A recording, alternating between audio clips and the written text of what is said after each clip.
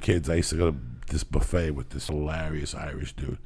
And it was on Monday nights. It was in Kearny, New Jersey. It was the town before Kearny on that same strip. And we would, the first couple times I didn't know the whole breakdown of it. But after a while, the breakdown was you ate a little breakfast and you ate a little lunch. Then you smoked dope the rest of the afternoon, and you went there at 8 o'clock, 7:30, and you destroyed this buffet. And one of the guys did not smoke. I'll never forget that. People be online talking, like, two women. Oh, my God, look at the shrimp. I'll take one. I'm allergic to shrimp. Did I tell you what happened down the seaside last year? I had a shrimp, and I got sick, and then the other lady chimes in. No, that's because you had shrimp at the Beachcomber. You should have gone to this other place, Joey's Lagoon. They have the best shrimp. No, really? Yeah, they give you 5. And they're talking, and my friend would pull up next to them and go, take your time. And they would just look at him and get aggravated. And he would say little things like that. Oh. Ask yourself, do you need that rib? You ask me that all the time. Oh my God! All the fuck. Once he said that, I died. I love that. I died, but we were laughing because that's what he'd say to people. Take your time, and he'd say it so nonchalantly that you would feel bad. You knew where he was coming from. There's nothing worse than when you're high and then someone's taking a long time at a restaurant. Oh, you know it. You know it when you see them. You're like, even if you're not high, even if you're just hungry, that's infuriating. Listen, here's I'll my magic. somebody. Here's my magic. You gotta know. And they give me the menu. I don't want to hear no stories. Because when he comes back with the water, you better give him the whole order because I'm giving him my order. Yeah. I already know what I mean. I don't have time to wait. No, come back in 10 minutes. There's no dilly-dallying. You're not a big specials person? No, don't tell me about your specials. Does that come with brown rice? Listen, I can't deal with that. Some people are just stupid. They deserve. I went to this thing. I went to the zoo today. And on the way out of the zoo, it's on Victory Boulevard. So my wife goes, let's just get some Cuban food and bring it home. I called Lee twice. He didn't answer the phone because he was at a meeting because my wife left the phone at home, and she didn't know how to tap into my internet to get the guy's number so we could eat it. So we had to go there and order the food. When I walked in and ordered the food, there was these 4 Chinese people standing there. I don't even know if they looked like Chinese people. And they ordered food, and then when I left with Mercy for 15 minutes, I came back, same people, and they're standing in the doorway. And I'm like, guys, get out of the doorway. Yeah. Like, I got to tell you to get out of the doorway. Yeah. Like, they just look at you like have to mad. Tell them. They don't know what they're doing. Listen. Why would you have a chicken cheesesteak? You're insulting me if this is Jersey Mike's. Why would you have a chicken cheesesteak? And shame on you if you order a chicken cheesesteak. I agree. You know what? If you got a chicken cheesesteak, you got a bad heart, I hope you die anyway. You should have got the beef. That's what a cheesesteak is. A cheesesteak does not have chicken in it, okay? When I started selling Flying Jew t-shirts, my aunt, who's 50-something, bought a Flying Jew t-shirt, and I wanted to kill myself because there's no... She bought it. Well, it's very nice of her, but Did you tell your mom? Yeah, they all know about it. And what they say? I told you, my mom can't get past your part of the opening of the podcast, so she hasn't seen a minute. Thank God.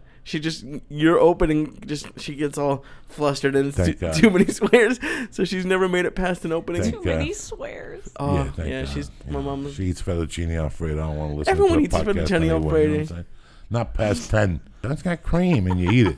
Once you're 15, you realize you you're just eating ruined dick. somebody's eating lunch right now and eating fettuccine Alfredo. I hope they die, too. I hope you choke on that fettuccine that cream sauce Alfredo. is too creepy for me. Next thing you know, you're constipated. You should have had the marinara. It goes right through you like a rope. Constipated? Get heartburn like a person. We just found out that you swallow gum. I've been swallowing gum I since I was 4. can't believe that.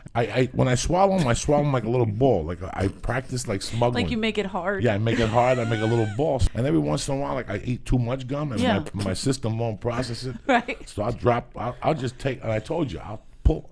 Something that's like a string of bubble gum. I think it's like, when you bite like when into it a gets pizza. stuck to your shoe. Yeah, no, when you bite into a stretches. marinara and you pull the cheese, okay. and there's a cheese string. I've had little strings of bubble gum in my hair, and I just wrap it up. Or they get caught up in your pubic hairs. You get caught up in spokes. You got like a little piece of bubble gum in your hair. Oh no! And then it dries up in the middle of the night because it's dry in the room. Wait, then you wake up with sometimes the bubble gum. Don't lie. The problem is. Wait, you take 3 showers a day, but you don't check to see if there's bubble gum. That's a fucking story. Sometimes you're wiping and on the wipe, the bubble gum gets stuck into your pubic hairs and it pulls a little bit. You're too tired. You're like, I'm not gonna deal with this later. I'll deal with it in the morning. So you go to bed and there's a tiny little piece of bubble gum connected to one of your pubic hairs. And you got to get up in the morning and work the pressure up and rip it out like an eyebrow, like with tweezers.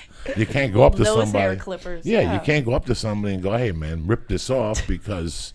Please tell me you don't smell the gum when you rip it off your ass. You bet your I ass. want you to. No, the other day I dropped my e-cigarette in the bowl after I pissed. No, he didn't. I took it After out, you wiped pissed? it down. Yes, I did. One You're time, making decent money. Just buy another e-cigarette. I'm not in the mood to leave the house right now. You know what I'm saying? I got to go leave the house. That's a completely different story. You have all these like insane rules, like no bacon on turkey, no avocado, no eggs on burgers, but an e-cigarette in the toilet bowl. You're like, Fell right in my They piss. put bacon on everything. I love that you don't like bacon on turkey. No. I just saw yesterday they're putting it in sushi. They're Isn't that putting the it wrong on- thing?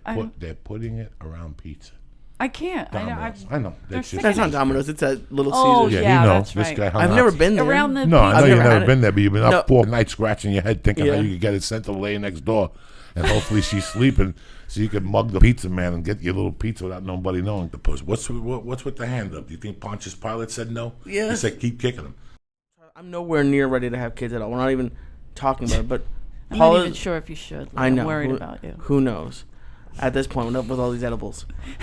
But Paula is going to law school, and she's working really hard to become a lawyer. And I saw my mom went through it. My mom went to law school too, and when she had my brother and I, she didn't work for like 8 or 10 years, and it definitely set her back, coming back into the job. So like I can see, I want kids. Like I used to really, really want kids, but now I'm like I can see Paula's point if she was like, I just killed myself for 3 years plus starting out working the first 3 years. I don't want to have kids and then have to give it up. I put a lot of work into it. So it's like it's not really fair. And same thing with the hitting on. Like yeah, you could just like let it roll off your back, but it's just like it's like just another thing added on to the hard part of already trying to become a comic. Like imagine like you went through a lot of shit, but then imagine if every time some guy you didn't like was hitting on you. It must make it harder. Well, it just depends what you do with the situation. Yeah. Listen, man, if you get into comedy and guys are hitting on you and they've never hit on you before, then you've been sheltered. Okay, you've lived in a box. That's okay, true. You can walk down the street, get When hit you on. go- He Me was- and Bobby Lee and Norton, the bad boys of comedy in Las You Vegas. did. Oh my God! Remember that? We did- Wait, Bobby Lee was on. I don't remember we that. did, Bob. We did that. We did a couple different cities. Yeah, the yeah, yeah. Riviera. Oh, I love that. And it's funny. When I left you last night, I was thinking about Dice, and I'm thinking about responsibility as a comedian. You know, you have this responsibility. You have responsibility to yourself to write and to get on stage and to take care of yourself. And then as you progress, you also have a responsibility to help other guys, like just a word or you know, encourage somebody who was at the same point of you, maybe thinking of quitting. And that's the other responsibilities you have as a comic. You know, do you know how big Andrew Dice Clay's contribution is to comedy? Oh my God. Kennison, Dangerfield, because not only did they make you laugh, they also made people change their own lives. That's right. No, it's clean, Bobby. Who's Bobby? Bobby, like, because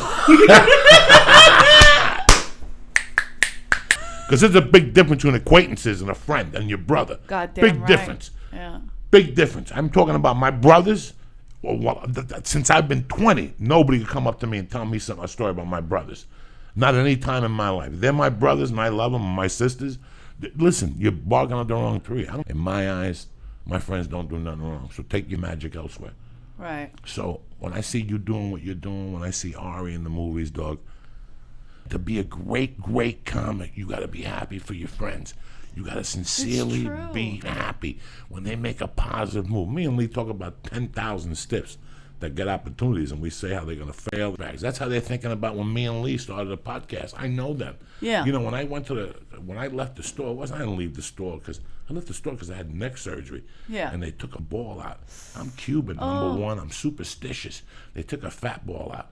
And when the doctor said to me, "You want to see it?" and he showed it to me, first thing I thought about was the store. You know what I thought about? When you get off stage and you have a good set, and there's comics that come up to you and they give you a hug and they go, "What's up?" But there's motherfuckers come up to you and you can see as the words are coming out of their mouth, it pains them to say it. And as you say, "Thank you, man," they go, "That joke, we loved it." And you turn away, they go, "He's probably on coke." You know that. You know what comics do that, and you know what comics are really happy for you. Yeah. And when I saw that fat ball, that's all I thought about. That fat ball was all the negativity on my back.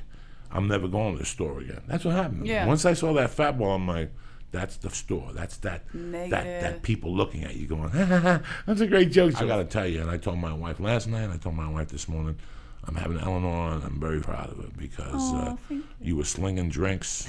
Me and Terry.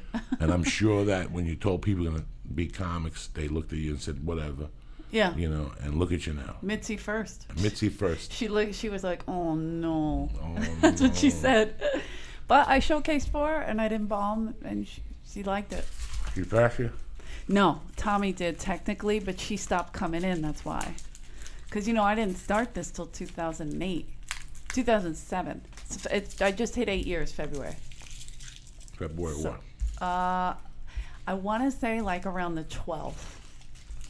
I have to look it up, but it's something like I still have the paper from Adam Barnhart's room in the belly room. He used to hook me up a lot. Remember Adam Barnhart? He's still every Sunday night. Good guy.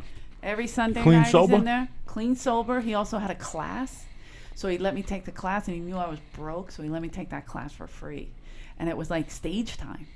And everybody else in the class paid, and I used to feel so guilty because I didn't, so I would help him with his music, and Mitzi, said he never gets to, because he's such a good guy. He's So very she's good like, guy. Just leave his show alone. And he does team up with other producers and try to fill that room. But for the most part, every Sunday night he's Every there working his Sunday? ass What off. time? I think it's 8 to 10. I'm And going to go see him and give him a big Oh, hug. he's the greatest. When I had to go on the road with Dice, I was only doing stand-up 3 months.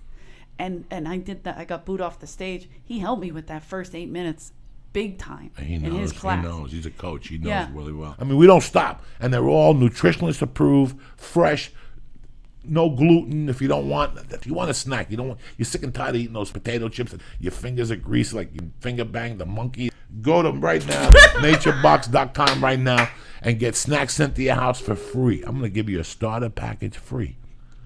Sampler bag. Wow. REE sample pack. You get 3 little bags and 2 big bags. You understand me? For free. Right now. All you gotta do is press and what in the box? Joey. Joey, Joey, and get your free sample pack sent to your house. Shipping's gonna cost you about $1.90. Why are you crying? I'm sending you $40 worth of snacks, nutrition straight to your house. I love you guys. Have a great week.